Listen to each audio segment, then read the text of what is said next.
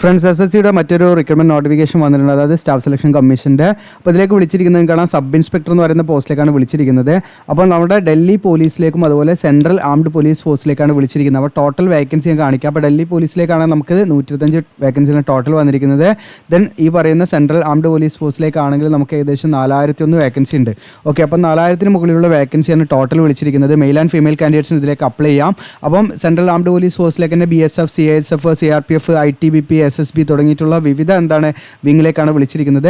അപ്പോൾ നിങ്ങൾക്ക് ഇതിലേക്ക് അപേക്ഷ നൽകാൻ താല്പര്യമുണ്ട്, നല്ലൊരു അവസരമാണ്. നിങ്ങൾക്ക് അവസാന വർഷം പഠിക്കുന്ന ഉദ്യോഗാർത്ഥികൾക്ക് ഇതിലേക്ക് അപ്ലൈ ചെയ്യാം. ഏതെങ്കിലും വിഷയത്തിലുള്ള ബിരുദമാണ് ഇതിലേക്ക് വേണ്ട യോഗ്യത എന്ന് പറയുന്നത്. മിനിമം ക്വാളിഫിക്കേഷൻ, വേറെ യാതൊരുവിധ കാര്യങ്ങളോ എക്സ്പീരിയൻസ് ഒന്നും തന്നെ വേണ്ട. ഫ്രഷേഴ്സിന് അപ്ലൈ ആവുന്ന വേക്കൻസിയാണ്, പ്രത്യേകം നിങ്ങൾ ശ്രദ്ധിക്കുക.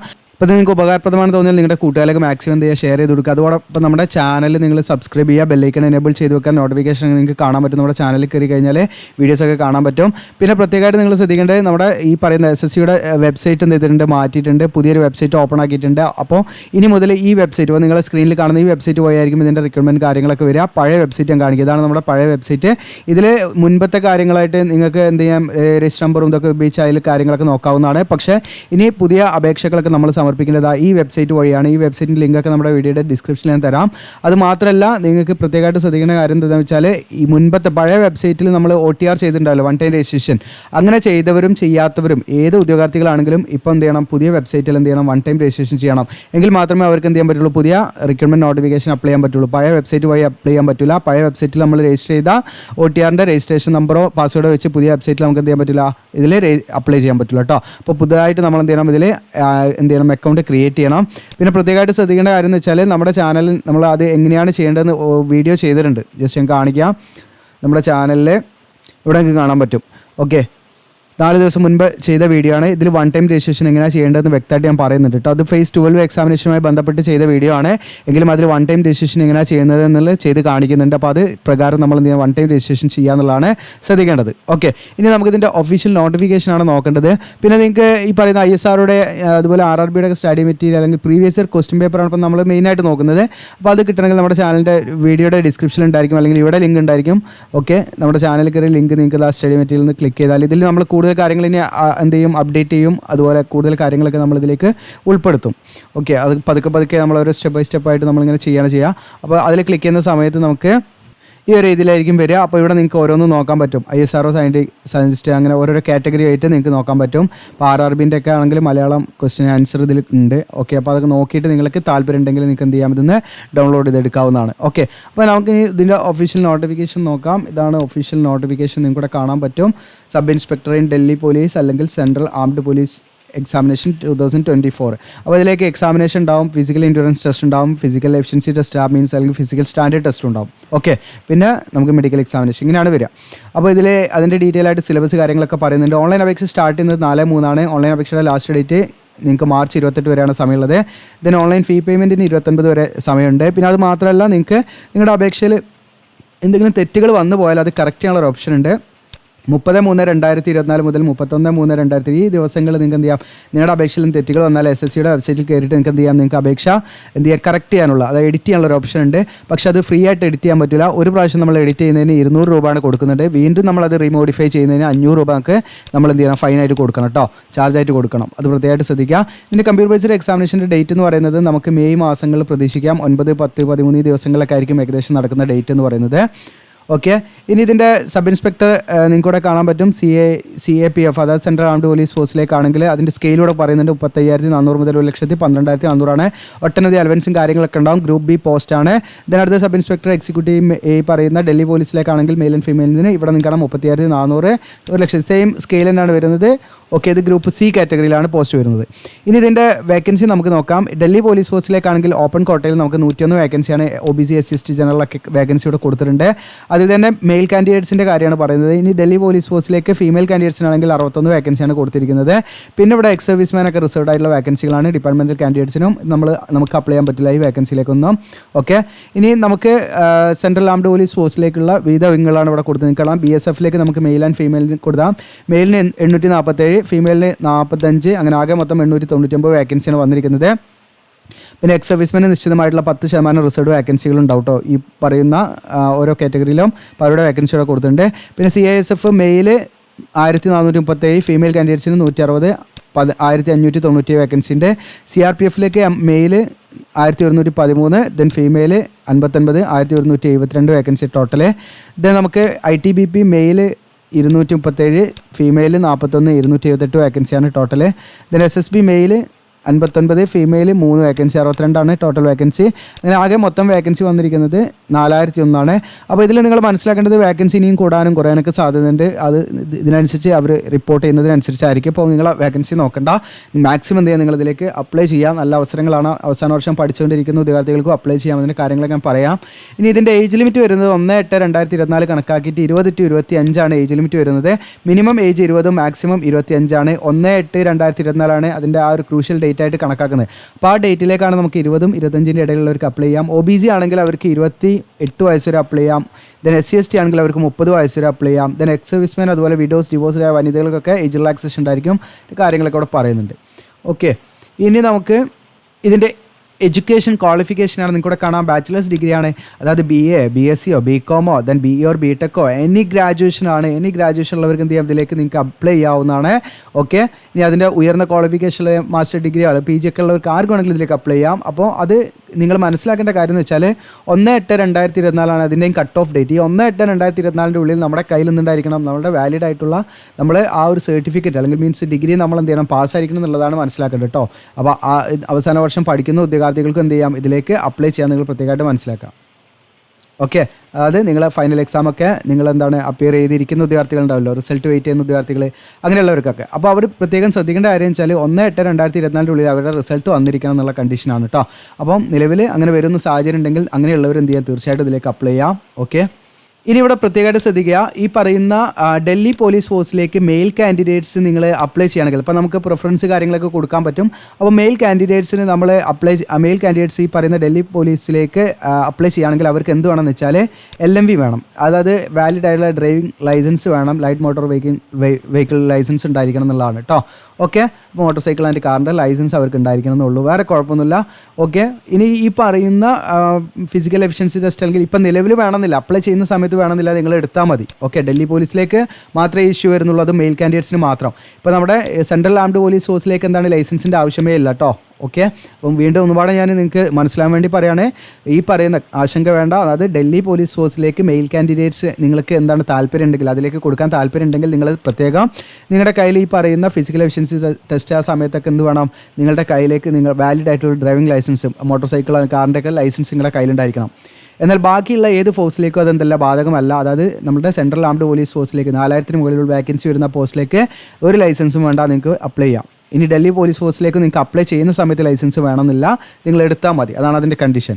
ഇനി എങ്ങനെയാണ് ഇതിലേക്ക് അപ്ലൈ ചെയ്യേണ്ടതെന്ന് വെച്ചാൽ നമ്മൾ ഓൺലൈനായിട്ടാണ് അദ്ദേഹം പറയാം. അപേക്ഷാ ഫീസ് ഉണ്ട്, 100 രൂപയാണ് നമുക്ക് അപേക്ഷാ ഫീസ് വരുന്നത്. എന്നാൽ ഫീമെയിൽ കാൻഡിഡേറ്റ്സിനോ SC/ST കാൻഡിഡേറ്റ്സിനോ എക്സ് സർവീസ്മെനൊന്നും അപേക്ഷാ ഫീസ് ഇല്ല, അവർക്ക് ഫ്രീ ആയിട്ട് അപ്ലൈ ചെയ്യാവുന്നതാണ്. ഇനി ഇതിൻ്റെ എക്സാമിനേഷൻ സെൻറ്റർ നമുക്ക് കേരളത്തിൽ KKR റീജിയനാണ് വരിക. നിങ്ങൾക്കിവിടെ കാണാം തിരുവനന്തപുരം, കൊല്ലം, കോട്ടയം, കോഴിക്കോട്, തൃശ്ശൂർ, ദെൻ കവരത്തി. ഇങ്ങനെയാണ് നമ്മുടെ കേരളത്തിൽ ഉൾപ്പെടെയുള്ള നമുക്ക് എക്സാം സെൻറ്റർ വരുന്നത് കേട്ടോ. കേരള, കർണാടക, ലക്ഷദ്വീപ് വരുന്നത്. ഇനി ഇതിലേക്ക് നമുക്ക് സ്കീം ഓഫ് എക്സാമിനേഷനാണ്. അപ്പോൾ ആദ്യം നമുക്ക് എന്താണ് ഇതിലേക്കുള്ള കമ്പ്യൂട്ടർ ബേസ്ഡ് ടെസ്റ്റാണ്, അത് പേപ്പർ 1 ഉണ്ടാവും. ആ പേപ്പർ 1 നമ്മൾ ക്വാളിഫൈ ചെയ്ത് കഴിഞ്ഞാൽ നിങ്ങൾക്ക് ഫിസിക്കൽ സ്റ്റാൻഡേർഡ് ടെസ്റ്റും physical efficiency physical endurance test ഉണ്ടായിരിക്കുക. ആ ഫിസിക്കൽ എഫിഷ്യൻസി ടെസ്റ്റും അതുപോലെ ഫിസിക്കൽ സ്റ്റാൻഡേർഡ് ടെസ്റ്റും നമ്മൾ ക്വാളിഫൈ ചെയ്ത് കഴിഞ്ഞാൽ പിന്നെ നമുക്ക് പേപ്പർ 2 ആണ് ഉണ്ടാവുക. പേപ്പർ 2 കഴിഞ്ഞിട്ട് ഡീറ്റെയിൽഡ് മെഡിക്കൽ എക്സാമിനേഷൻ, മെഡിക്കലി നമ്മൾ ഫിറ്റ് ഓർ അൺഫിറ്റ് എന്നുള്ളതാണ് നോക്കുക. അപ്പോൾ പേപ്പർ 1 വരുന്നത് general intelligence and reasoning 50 mark 50 question. Okay, then general knowledge and general awareness 50 question 50 mark, quantitative aptitude 50 question 50 mark, English comprehension 50 mark 50 question, 200 ക്വസ്റ്റ്യനും 200 മാർക്കാണ് വരുന്നത്. 2 മണിക്കൂർ time duration. ഇതൊക്കെ objective time multiple choice question ആയിരിക്കും. പിന്നെ paper 2 വരുന്നത് English language and കോംപ്രിഹെൻഷനാണ്, 200 to 200 ആണ് മാർക്ക് വരുന്നതും 200 ആണ് കേട്ടോ. ഓക്കെ, പിന്നെ ഇവിടെ നിങ്ങൾക്ക് NCC സർട്ടിഫിക്കറ്റ് ഒക്കെ ഉണ്ടെങ്കിൽ അതിന് നിശ്ചിതമായിട്ടുള്ള പേപ്പർ 1 പേപ്പർ 2 കൂടെ നിങ്ങൾക്ക് അഡീഷണൽ ആയിട്ടുള്ള ബോണസ് മാർക്ക് കിട്ടും. അപ്പോൾ NCC സർട്ടിഫിക്കറ്റിന് 10 മാർക്ക്, ബിക്ക് ആണെങ്കിൽ 6 മാർക്ക്, എക്ക് ആണെങ്കിൽ 4 മാർക്ക് നമുക്ക് അഡീഷണൽ ആയിട്ട് കിട്ടും വെയിറ്റേജ് ആയിട്ട്. അപ്പോൾ അതൊരു നിങ്ങൾക്കൊരു അഡ്വാൻറ്റേജ് ആണ്, അത് ഉണ്ടെങ്കിൽ നല്ല ബെനിഫിറ്റ് ആണെന്നുള്ളതാണ്. ഇനി നമുക്ക് ഇതിൻ്റെ സിലബസ് ഇവിടെ കൊടുത്തിട്ടുണ്ട്. പേപ്പർ 1 ഡീറ്റെയിൽഡ് സിലബസ് ആണ്. ഈ സിലബസ് നോക്കി എവിടെയും പോകണ്ട, നിങ്ങൾ സ്ക്രീൻഷോട്ട് എടുക്കുക, അത് നോക്കിയിട്ട് നിങ്ങൾ എന്ത് ചെയ്യുക, പഠിക്കുക എന്നുള്ളതാണ്. ഓക്കെ, ജനറൽ നോളജ് കാര്യങ്ങൾ, ക്വാണ്ടിറ്റേറ്റീവ് ആപ്റ്റിറ്റ്യൂഡ് അതൊക്കെ ഇവിടെ കൊടുത്തിട്ടുണ്ട്, ഇംഗ്ലീഷ് കോംപ്രിഹെൻഷനൊക്കെ കൊടുത്തിട്ടുണ്ട്, പേപ്പർ 2 ഇവിടെ കൊടുത്തിട്ടുണ്ട്. ഓക്കെ, ഈ സിലബസും തപ്പി അന്വേഷിക്കേണ്ട, അതിൽ തന്നെ ഉണ്ട്. ദെൻ ഫിസിക്കൽ സ്റ്റാൻഡേർഡ് അല്ലെങ്കിൽ ഫിസിക്കൽ എൻഡ്യൂറൻസ് ടെസ്റ്റാണ് നമ്മൾ നോക്കുന്നത്. ഫിസിക്കൽ സ്റ്റാൻഡേർഡിൽ വരുന്നത് മെയിൽ കാൻഡിഡേറ്റ്സിന് 170 സെൻറ്റിമീറ്റർ ഹൈറ്റ് വേണം, ചെസ്റ്റ് നോർമൽ 80, എക്സ്പാൻഡഡ് കണ്ടീഷനിൽ 85 സെൻറ്റിമീറ്ററും വേണം. ഇനി എസ് ടി കാൻഡിഡേറ്റ്സ്, മെയിൽ കാൻഡിഡേറ്റ്സിൽ തന്നെ എസ് ടി കാൻഡിഡേറ്റ്സ് ആണെങ്കിൽ അവർക്ക് 162.5 സെൻറ്റിമീറ്റർ ഹൈറ്റ് മതി, ചെസ്റ്റ് നോർമൽ 77, എക്സ്പാൻഷനിൽ 82 സെൻറ്റിമീറ്റർ വേണം. ഫീമെയിൽ കാൻഡിഡേറ്റ്സിന് ഹൈറ്റ് 157 സെൻറ്റിമീറ്റർ മതി, അവർക്ക് ചെസ്റ്റ് ബാധകമല്ല. ദെൻ അതുപോലെ ഫീമെയിൽ തന്നെ എസ് ടി കാൻഡിഡേറ്റ്സ് ആണെങ്കിൽ അവർക്ക് 154 സെൻറ്റിമീറ്റർ ഉള്ളവർക്കും ഹൈറ്റ് ഉള്ളവർക്കും ഇതിലേക്ക് അപ്ലൈ ചെയ്യാം. പിന്നെ വെയിറ്റ് ഒക്കെ നിശ്ചയമായുള്ള ഒരു പ്രൊപ്പോർഷനിൽ ഉണ്ടായിരിക്കണം. പിന്നെ ഫിസിക്കൽ എൻഡ്യൂറൻസ് ടെസ്റ്റിൻ്റെ കാര്യങ്ങളാണ്. മെയിൽ കാൻഡിഡേറ്റ്സ് ആണെങ്കിൽ 100 മീറ്റർ 16 സെക്കൻഡ് കൊണ്ട് ഓടിയെത്തണം. ദെൻ 6.5 മിനിറ്റ് കൊണ്ട് 1.6 കിലോമീറ്റർ ഓടിയെത്തണം. ദെൻ ലോങ് ജമ്പ് 3.65 മീറ്റർ നമുക്ക് ചാടി എത്തണം എന്നുള്ളതാണ് ആ ഡിസ്റ്റൻസിലേക്ക്. ദെൻ 3 ചാൻസ് ഉണ്ടായിരിക്കട്ടെ നിങ്ങൾക്ക് ലോങ് ജമ്പിന്. ബാക്കി റേസിനൊന്നും ഒറ്റ ചാൻസ് ഉണ്ടാവുള്ളൂ, അതിൽ നമ്മൾ ഔട്ടായ ഔട്ടാണ്. ദെൻ ഹൈ ജമ്പ് ആണ് 1.2 മീറ്റർ 3 ചാൻസ് ഉണ്ടാവും നിങ്ങൾക്ക് ചാടാൻ. ദെൻ ഷോർട്ട് പുട്ട് ആണെങ്കിൽ നിങ്ങൾക്ക് ഈ പറയുന്ന 45 മീറ്റർ 16 LBS വരുന്നത് നിങ്ങൾക്ക് 3 ചാൻസ് ഉണ്ടായിരിക്കും. ഇനി ഫീമെയിൽ കാൻഡിഡേറ്റ്സ് ആണെങ്കിൽ 100 മീറ്റർ 18 സെക്കൻഡ് കൊണ്ട് ഓടിയെത്തണം, 800 മീറ്റർ 4 മിനിറ്റ് കൊണ്ട് ഓടിയെത്തണം. Long jump 2.7 metre to 3 chance ഉണ്ടായിരിക്കും. ഹൈ ജമ്പ് ആണെങ്കിൽ 0.9 മീറ്റർ 3 ചാൻസ് ഉണ്ടായിരിക്കും. ഓക്കെ, ഇതാണ് അതിൻ്റെ ഒരു ഫിസിക്കൽ എൻഡ്യൂറൻസ് ടെസ്റ്റ്. നമുക്ക് ട്രെയിൻ ചെയ്ത് കഴിഞ്ഞാൽ അതൊക്കെ ക്ലിയർ ആവുന്ന കാര്യങ്ങളുള്ളൂ. ഇനി SC/ST കാൻഡിഡേറ്റ്സ് ആണെങ്കിൽ അവർ തയ്യാറാക്കേണ്ട സർട്ടിഫിക്കറ്റ് മാതൃകയാണ്. ഇതൊക്കെ സെൻട്രൽ ഗവൺമെൻറ് പർപ്പസിന് വേണ്ടി രീതിയിൽ തന്നെ ഫോർമാറ്റ് തന്നെ ആയിരിക്കണം. നമ്മുടെ കയ്യിൽ സർട്ടിഫിക്കറ്റ് വേണം. OBC ആണെങ്കിൽ അവർ തയ്യാറാക്കേണ്ട സർട്ടിഫിക്കറ്റിൻ്റെ മാതൃകയാണ്, സെയിം ഫോർമാറ്റ് ആയിരിക്കണം. ദെൻ EWS കാൻഡിഡേറ്റ്സ് തയ്യാറാക്കേണ്ട സർട്ടിഫിക്കറ്റിൻ്റെ മാതൃക ഇതിൽ കൊടുത്തിട്ടുണ്ട്. പിന്നെ അതിൻ്റെ എസെൻഷ്യൽ ക്വാളിഫിക്കേഷനിൽ നമുക്ക് പറഞ്ഞല്ലോ, ഞാൻ പറഞ്ഞ ഏതെങ്കിലും വിഷയത്തിലുള്ള ബിരുദമാണ് ഇവിടെ പറയുന്നുണ്ട്. BA, BCom, BSc എല്ലാം, ഇപ്പോൾ LLB എല്ലാം ഇതിൽ വരുന്നുണ്ട് കേട്ടോ. ഓക്കെ, BE, BTech, നിങ്ങൾക്ക് BBA, ഓക്കെ, BPharm, ഓക്കെ, ഇങ്ങനെ പറഞ്ഞിട്ട് നിങ്ങൾക്ക് നിങ്ങൾക്ക് ഡൗട്ട് ഉണ്ടോ നോക്കാം. ഇതിലൊന്നും ഉൾപ്പെടാതെ നിങ്ങൾക്ക് അതേഴ്സ് എന്നുള്ള വെച്ചിട്ട് അത് മെൻഷൻ ചെയ്ത് കൊടുക്കാവുന്നതാണ് കേട്ടോ, ഇക്വലൻ്റ് ആയിട്ടുള്ള. അപ്പോൾ ഇതിൽ നമുക്ക് ലൈവ് ഫോട്ടോ ക്യാപ്ചറിങ് ആണ് വരുന്നത് ഓൺലൈൻ രജിസ്ട്രേഷൻ്റെ സമയത്ത്, അതായത് ഓൺലൈൻ അപേക്ഷ സമർപ്പിക്കുന്ന സമയത്ത്. അപ്പോൾ അതിൻ്റെ കാര്യങ്ങൾ ജസ്റ്റ് ഒന്ന് കാണിക്കാം, ഇതിലേക്ക് എങ്ങനെയാണ് അപ്ലൈ ചെയ്യേണ്ടതെന്ന്. അപ്പോൾ ഇതാണ് പുതിയ വെബ്സൈറ്റ്. അപ്പോൾ ഇതിൻ്റെ ലിങ്ക് നമ്മുടെ വീഡിയോയുടെ ഡിസ്ക്രിപ്ഷനിൽ ഞാൻ അപ്ലൈ നൗ എന്ന് പറഞ്ഞിട്ട് തരും. അതിൽ ക്ലിക്ക് ചെയ്യുമ്പോൾ നിങ്ങൾ ഈ പേജിലേക്കാണ് വരിക. അപ്പോൾ ഈ പേജിലേക്ക് വന്നു കഴിഞ്ഞാൽ ആദ്യം നിങ്ങൾ ചെയ്യേണ്ടതെന്ന് വെച്ചാൽ ഇവിടെ ലോഗിൻ ഒരു രജിസ്റ്റർ ഉണ്ട്. അപ്പോൾ ആദ്യം നമ്മൾ OTR ചെയ്യണം, അതായത് 1 ടൈം രജിസ്ട്രേഷൻ ചെയ്യണം. അപ്പോൾ ഞാൻ ലോഗിൻ ഒരു രജിസ്ട്രേഷൻ കൊടുത്തു. അപ്പോൾ ഇതിലിപ്പോൾ ഞാൻ ഓൾറെഡി എന്ത് ചെയ്തിട്ടുണ്ട്, രജിസ്റ്റർ ചെയ്തിട്ടുണ്ട് 1 ടൈം രജിസ്ട്രേഷൻ. അപ്പോൾ രജിസ്റ്റർ ചെയ്യാത്തവർ എന്ത് ചെയ്യണം, അവിടെ നിങ്ങൾക്ക് കാണാം അടിയിൽ രജിസ്റ്റർ നൗ എന്നുള്ള ബട്ടൺ ക്ലിക്ക് ചെയ്യാം.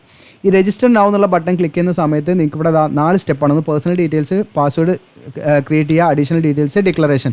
വളരെ സിമ്പിളായിട്ട് 1 ടൈം രജിസ്ട്രേഷൻ ചെയ്യാൻ പറ്റും. എന്നിട്ട് നമ്മൾ ഇത് ഓക്കെ ആണെങ്കിൽ നമ്മളത് കണ്ടിന്യൂ കൊടുക്കുക, വായിച്ചിട്ട് എന്നിട്ട് നമ്മൾ ഡീറ്റെയിൽസ് ഫില്ല് ചെയ്യുക. ഈ ഡീറ്റെയിൽസ് എങ്ങനെയാണ് ഫില്ല് ചെയ്യേണ്ടത് നമ്മുടെ ഈ വീഡിയോയിൽ ഞാൻ പറയുന്നുണ്ട്. അതിൻ്റെ ലിങ്ക് വേണമെങ്കിൽ ഡിസ്ക്രിപ്ഷനിൽ കൊടുക്കുക. അതായത് നമ്മുടെ ചാനലിൽ കയറിയ 4 ദിവസം മുൻപ് ചെയ്ത വീഡിയോ ആണ്. നിങ്ങൾക്ക് ഇവിടെ കാണാൻ പറ്റും SSCയുടെ പുതിയ വെബ്സൈറ്റിൽ എങ്ങനെ അപേക്ഷിക്കുക എന്നുള്ളതിൻ്റെ ഒരു തമ്പനയിലാണ് കൊടുത്തിരിക്കുന്നത്. അപ്പോൾ ആ വീഡിയോസ് നിങ്ങൾക്ക് കണ്ടാൽ അതിൽ എങ്ങനെയാണ് OTR ചെയ്യേണ്ടതെന്ന് വ്യക്തമായിട്ട് നിങ്ങൾക്ക് കിട്ടും. ഓക്കെ, അപ്പോൾ ഞാനിതിൽ ഓൾറെഡി നമ്മൾ എന്ത് ചെയ്തിട്ടുണ്ട്, OTR ചെയ്തിട്ടുണ്ട്. അപ്പോൾ ഞാനിനി എന്ത് ചെയ്യാണ്, ഇതിൽ ലോഗിൻ ചെയ്ത് കാണിക്കാം. ഓക്കെ, ഇപ്പോൾ എൻ്റെ രജിസ്ട്രേഷൻ നമ്പർ കൊടുത്തു, ഞാൻ ക്രിയേറ്റ് ചെയ്ത പാസ്വേഡാണ് അടിയിൽ കൊടുക്കേണ്ടത്, അത് കൊടുത്തു. ഇതാ ക്യാപ്ചർ കോഡ് ഉണ്ടല്ലോ, അത് നമ്മളിവിടെ അടിച്ചു കൊടുക്കാം. എന്നിട്ട് ഞാൻ ലോഗിൻ ചെയ്ത് കാണിക്കാം. ഞാൻ ക്യാപ്ചർ കോഡ് കൊടുത്തു, ഇവിടെ ലോഗിൻ കൊടുക്കണം. അങ്ങനെ ലോഗിൻ കൊടുത്തപ്പോൾ നമ്മുടെ ഡീറ്റെയിൽസ് കാര്യങ്ങളൊക്കെ വരും. അപ്പോൾ നിങ്ങൾക്ക് എന്തെങ്കിലും എഡിറ്റ് ചെയ്യാണ്ടെങ്കിൽ എഡിറ്റ് ചെയ്യാനുള്ള ഓപ്ഷൻ ഉണ്ടാവും കേട്ടോ. ഓക്കെ, അപ്പോൾ നമ്മളിത് ഇവിടെ വന്നു കഴിഞ്ഞാൽ നിങ്ങൾക്ക് ഇവിടെ ഉള്ള നമ്മുടെ ഈ ഡാഷ്ബോർഡിൽ, കാൻഡിഡേറ്റ് ഡാഷ്ബോർഡിൽ എന്തൊക്കെയാണ് നമുക്ക് ഉള്ള ഓപ്ഷൻ എന്ന് വെച്ചാൽ, ഇപ്പോൾ നിങ്ങൾക്ക് ഇവിടെ കാണാം ലൈവ് എക്സാമിനേഷൻ എന്ന് പറഞ്ഞിട്ട് കാണാൻ പറ്റും ഇവിടെ. ഓക്കെ, അപ്പോൾ ഇവിടെ വന്നിരിക്കുന്നത് കാണാൻ sub inspector in Delhi police, നിങ്ങൾക്ക് ഇവിടെ കാണാം CAPF assistant sub inspector in CISF examination എന്ന് പറഞ്ഞിട്ട്. ഓക്കെ, അപ്പോൾ ഇവിടെ നിങ്ങൾക്ക് കാണാം ഇതിൻ്റെ ആപ്ലിക്കേഷൻ സ്റ്റാർട്ടിംഗ് ഡേറ്റ് കാണാം, ക്ലോസിംഗ് ഡേറ്റ് കാണാം, 28/3. ഓക്കെ, ഇതിൻ്റെ എല്ലാ ഡീറ്റെയിൽസ് കാണാം. ഇനി നമുക്കിവിടെ ഫേസ് 12ൻ്റെ രണ്ട് എക്സാമാണ് ഇപ്പോൾ നമുക്കിവിടെ ആക്റ്റീവ് ആയിട്ടുള്ളത്, ഓൺ ഗോയിങ് ആയിട്ടുള്ളത് നിങ്ങൾക്കിവിടെ കാണാൻ പറ്റുക.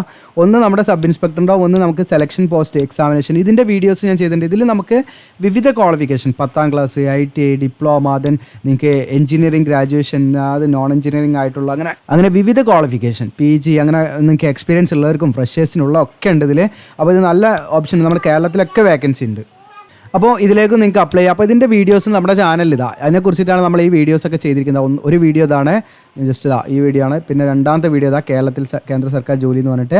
ഇതിന് മൂന്നാമത്തെ ഇന്നലെ നമ്മളൊരു വീഡിയോ ചെയ്തിട്ടുണ്ട്, അതിൻ്റെ ഫ്രഷേഴ്സ് മാത്രമുള്ള വേക്കൻസികൾ നോക്കിയിട്ട് 2000 മുകളിലുള്ള വേക്കൻസിയാണ് അതിൽ വന്നിരിക്കുന്നത്. കേരളത്തിലൊക്കെ അവസരങ്ങളുണ്ട്. അപ്പോൾ ഇതൊക്കെ നിങ്ങൾ മാക്സിമം യൂസ് ചെയ്യുക. അപ്പം ഇനിയിപ്പോൾ നമ്മളിവിടെ സബ് ഇൻസ്പെക്ടറിലേക്കാണ് ഇപ്പോൾ ഇതിൽ അപ്ലൈ ചെയ്ത് കാണിക്കുന്നത്. ഇവിടെ അപ്ലൈ കൊടുക്കുക. ഇനി മറ്റേതാണെങ്കിൽ കൂടെ അപ്ലൈ ചെയ്ത് കൊടുക്കുക. ഇപ്പോൾ ഇവിടെ അപ്ലൈ ചെയ്ത് കൊടുക്കുകയാണ്.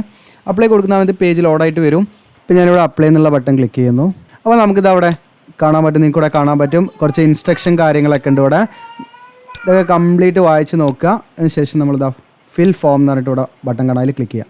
അപ്പോൾ നമ്മുടെ ഡീറ്റെയിൽസ് ഓൾറെഡി രജിസ്ട്രേഷൻ സമയത്ത് കൊടുത്ത ഡീറ്റെയിൽസ് ഒക്കെ ഇവിടെ കാണും. അപ്പോൾ ആദ്യത്തെ സ്റ്റെപ്പിൽ നമുക്കിവിടെ കാണാം പേഴ്സണൽ ഡീറ്റെയിൽസ് ആണ്. അപ്പോൾ നമ്മൾ OTR ചെയ്ത സമയത്ത് നമ്മൾ കൊടുത്ത ഡീറ്റെയിൽസ് ഉണ്ടല്ലോ, അതൊക്കെ ഇവിടെ കാണും. നെക്സ്റ്റ് എന്ന് കൊടുക്കുക നമ്മൾ. നെക്സ്റ്റ് അടിച്ച് പിന്നെ നമുക്ക് എഡ്യൂക്കേഷൻ ക്വാളിഫിക്കേഷനാണ് നമ്മൾ ഫില്ല് ചെയ്യേണ്ടത്. ഓക്കെ, അങ്ങനെ നിങ്ങൾ കറക്റ്റ് അത് ഫില്ല് ചെയ്ത് സേവ് ആൻഡ് നെക്സ്റ്റ് കൊടുത്ത് അങ്ങനെ പോയാൽ മതി കേട്ടോ. അപ്പോൾ അത് കംപ്ലീറ്റ് നമുക്ക് ഫില്ല് ചെയ്യാൻ പറ്റില്ല, കാരണം എന്താ വെച്ചാൽ നമുക്ക് ഇതിൽ ഫീ ഒക്കെ അടയ്ക്കേണ്ടി വരും. പിന്നെ അങ്ങനെ നമ്മൾ ഒരു വെറുതെ ഒരു അക്കൗണ്ട് ഇതിൽ ക്രിയേറ്റ് ചെയ്തിട്ട് ഒരു അപേക്ഷ സബ്മിറ്റ് ചെയ്യുന്നതിൽ കാര്യമില്ല. അപ്പോൾ അത് നിങ്ങളങ്ങനെ നെക്സ്റ്റ് അടിച്ച് അങ്ങനെ പോയാൽ മതി. ഓക്കെ, ഓരോ സ്റ്റെപ്പ് ബൈ സ്റ്റെപ്പായി കാര്യങ്ങൾ നിങ്ങൾക്ക് കാണാൻ പറ്റും.